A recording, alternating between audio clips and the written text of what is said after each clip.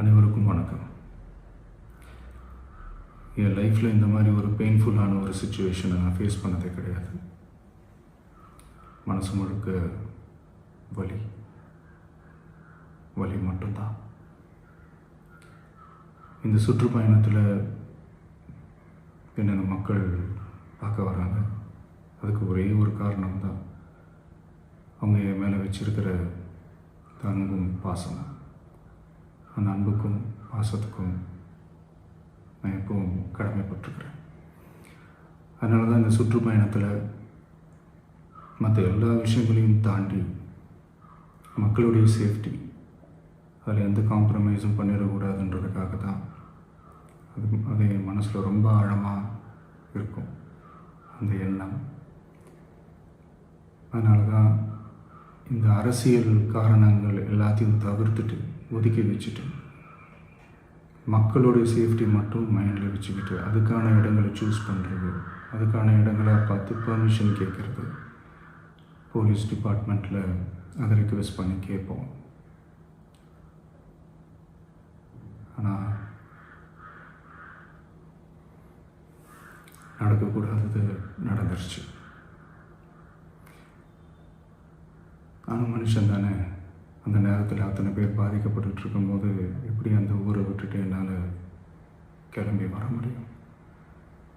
நான் திரும்ப அங்கே போகணும்னு இருந்துச்சுன்னா அதை ஒரு காரணம் காட்டி அங்கே வேறு சில பதட்டமான சுச்சுவேஷன்ஸ், வேறு சில அசம்பாவிதங்கள் அந்த மாதிரி எதுவும் நடந்துடக்கூடாதுன்றதுக்காக தான் நான் அவாய்ட் பண்ணேன்.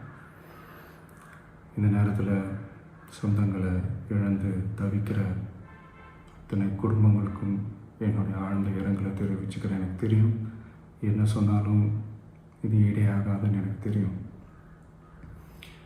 ஹாஸ்பிட்டலில் ட்ரீட் பண்ணிகிட்ருக்கிற எல்லாருமே சீக்கிரமாக க்யூர் ஆகி வரணுன்றதை இந்த நேரத்தில் நான் வேண்டிக்கிறேன். கூடிய சீக்கிரமே உங்கள் எல்லாரையும் நான் சந்திக்கிறேன். இந்த நேரத்தில் எங்களுடைய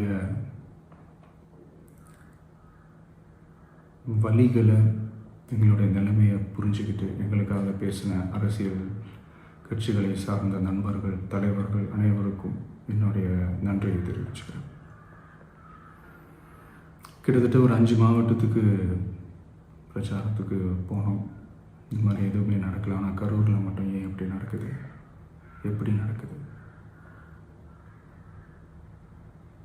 மக்களுக்கு எல்லா உண்மையும் தெரியும். மக்கள் எல்லாத்தையும் பார்த்துக்கிட்டு இருக்கிறாங்க.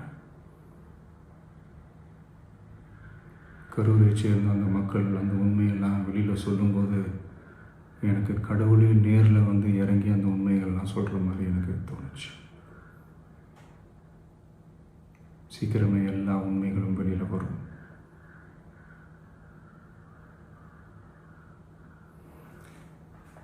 எங்களுக்கு தரப்பட்ட இடத்துல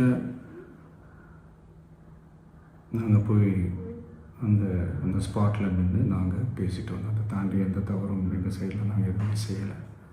பட் இருந்தாலும் எங்கள் கட்சியை சேர்ந்த நிர்வாகிகள், தோழர்கள் மேலே எஃப்ஐஆர், அது மட்டும் இல்லை சோஷியல் மீடியாவை சேர்ந்த நண்பர்கள், தோழர்கள் அவங்க மேலே எஃப்ஐஆர்லாம் போட்டு இப்போ பிடிச்சிக்கிட்டு இருக்கிறாங்க.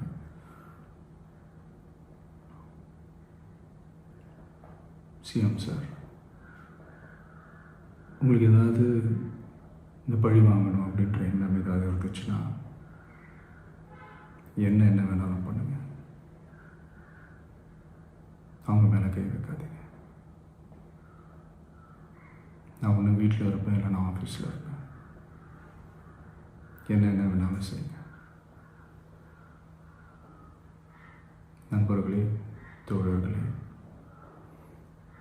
நம்மளுடைய அரசியல் பயணம் இன்னும் ஸ்ட்ராங்காக, இன்னும் தைரியத்தோடு கண்டினியூ ஆகும்.